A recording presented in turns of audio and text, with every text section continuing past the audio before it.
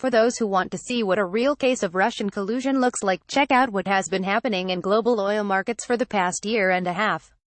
In late 2016, Russia and Saudi Arabia conspired to cut supply and raise prices.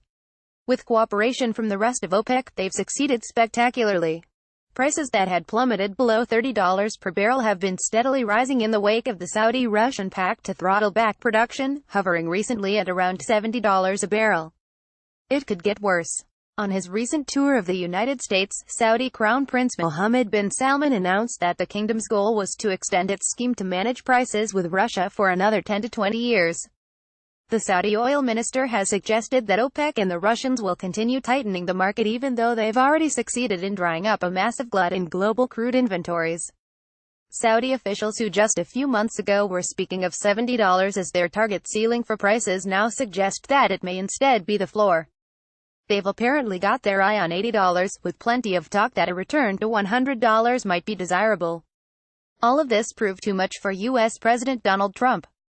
As the Saudis were hosting OPEC and the Russians at a meeting this month to admire their market manipulation handiwork, the president let loose a shot across the bow. "Looks like OPEC is at it again," he tweeted, blasting the cartel for artificially inflating prices. "No good and will not be accepted. My gut tells me that the president is on to something. The U.S. oil industry might benefit from steadily rising prices, but the costs to other important U.S. interests could be prohibitive. They're certainly worth considering, as is a strategy for mitigating national vulnerabilities." Hurting U.S. consumers. Trump's chief concern was almost certainly the economic impact of higher energy prices on U.S. consumers. Drivers will be paying more for a gallon of gasoline this summer than at any point since 2014. Estimates suggest that on average U.S. households will spend $400 more at the pump in 2018 than just 2 years ago. That could significantly erode the stimulus effect of Trump's recent tax cuts and even negate the benefits entirely for low-income households. While there is probably a sweet spot where higher prices bolster the U.S.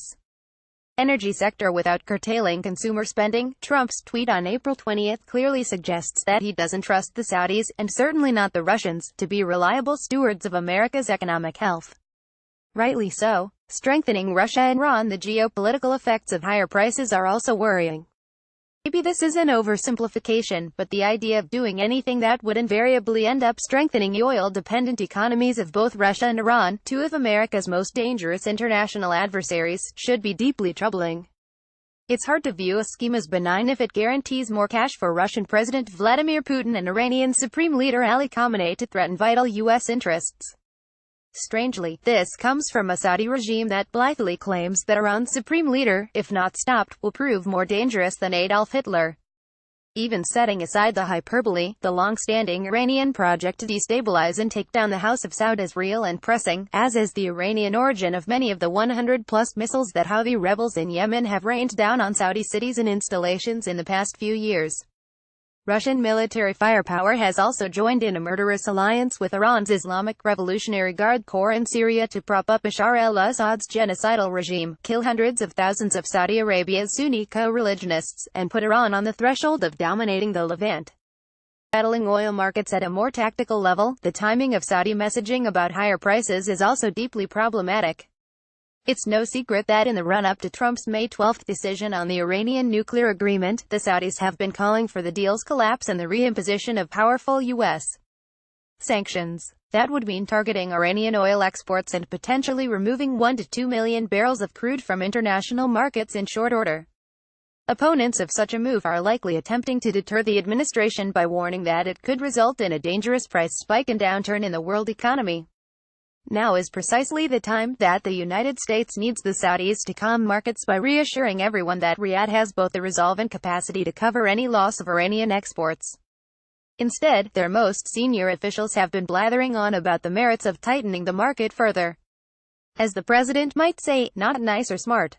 Undermining Saudi reform. Of course, it makes sense that the Saudis might be attracted to a deal that promises to resurrect their market power over oil prices.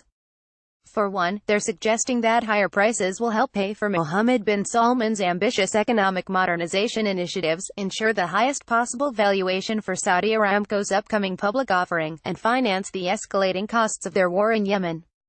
On the one hand, I might be willing to buy it. I'm a big supporter of Mohammed bin Salman's sweeping domestic reforms. But managing these historic changes will require money, and a full-blown collapse in oil prices could dangerously undermine that process. On the other hand, there is an even stronger correlation between the prospect of lower oil prices and Mohammed bin Salman's Saudi Vision 2030. The Crown Prince is only doing what he's doing because he believes that absent radical reform and economic diversification, the House of Saud is in grave danger. It's precisely the economic pressure of declining oil prices that propelled this sweeping modernization agenda in the first place. If the Saudi-Russian pact alleviates those pressures, or breathes new life into the argument that the old rentier state model remains viable, it could undermine the imperative to reform U.S. policy. It's hard to see how a deal that grants Putin and Russia greater leverage over global oil markets would serve long-term U.S. interests. Trump was right to raise the issue in his tweet, though it should have been part of his administration's dialogue with the Saudis since day one. Mohammed bin Salman has been desperate for U.S.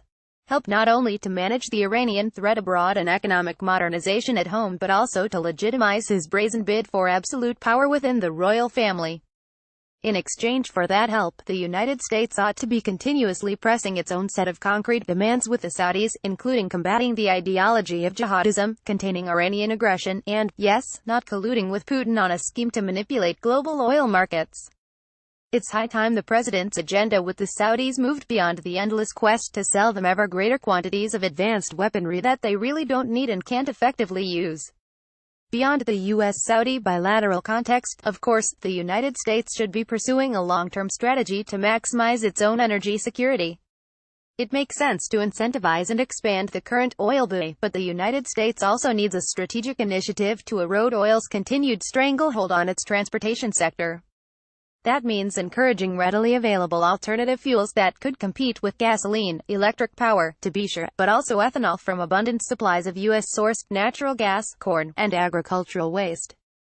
Ultimately, devaluing oil itself and downsizing the role it plays in the free world's economy is the best way for the United States to deal with the risks posed by Saudi-Russian collusion.